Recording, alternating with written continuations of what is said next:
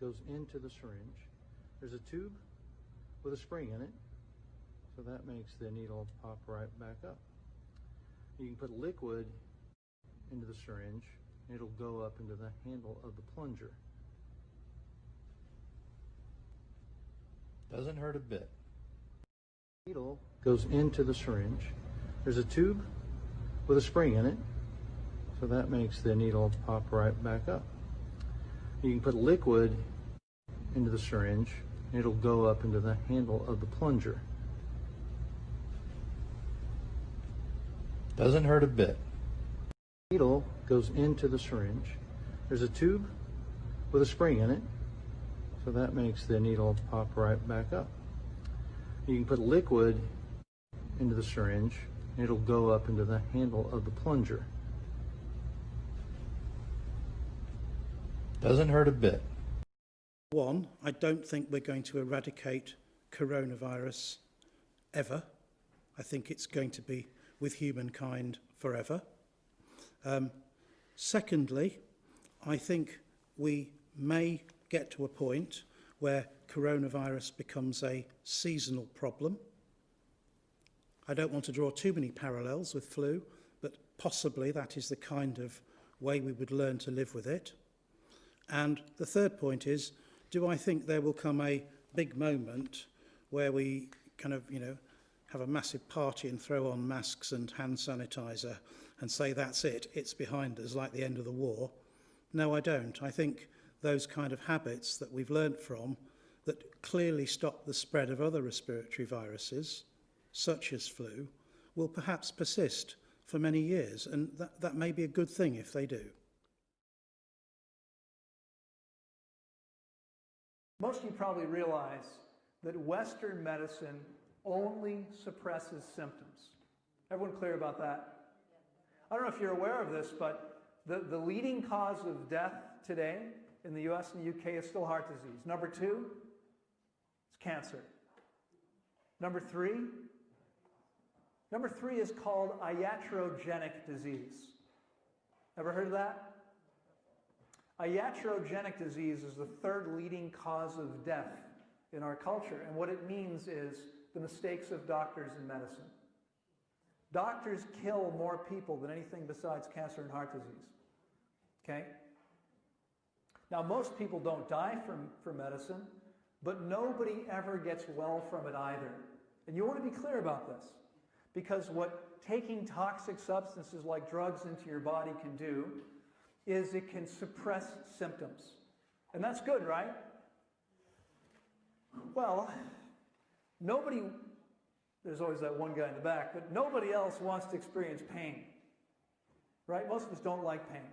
So if someone can give you something to make you feel better, you're probably glad to have it.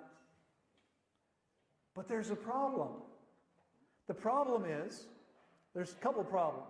One, the symptom is not the problem. The symptom is actually just a symptom. It's not the problem.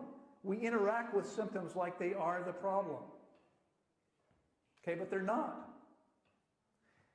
The second problem is that the symptom is not only not the problem, it's actually part of the solution. Symptoms are evidence that your body is cleansing or healing. If you suppress the symptom, you eliminate the body's best way of dealing with something. Let me give you an example. You ever wake up with a head full of mucus? You had this experience? Raise your hand if you've had this experience. Everyone's had this at some point, right?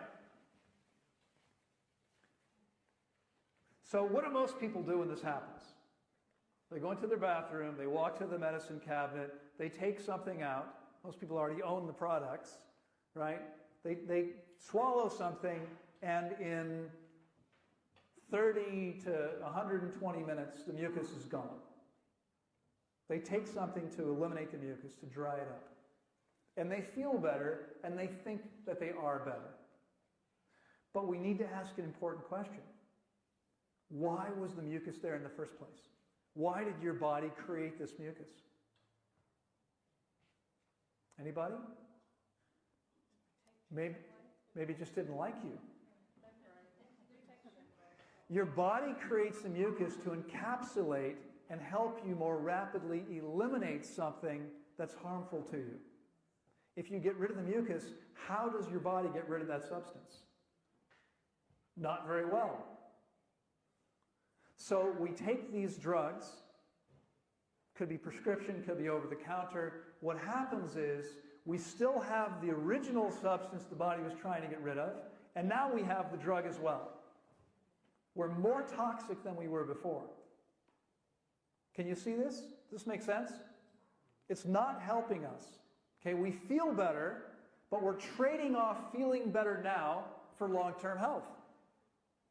And every single time we do this, we're creating a much bigger problem, because the chronic diseases that kill people here in England are created by suppressing symptoms. Every time we do this, the body becomes more toxic, and this is where these chronic diseases come from. If, instead of doing that, if our entire lives, every time the body needed to eliminate something, we simply allowed it to do what it needed to do, we would never have chronic disease. There would be no heart disease. There would be no cancer. There would be no diabetes. These conditions would never develop if we allowed the body to cleanse and heal on an ongoing basis.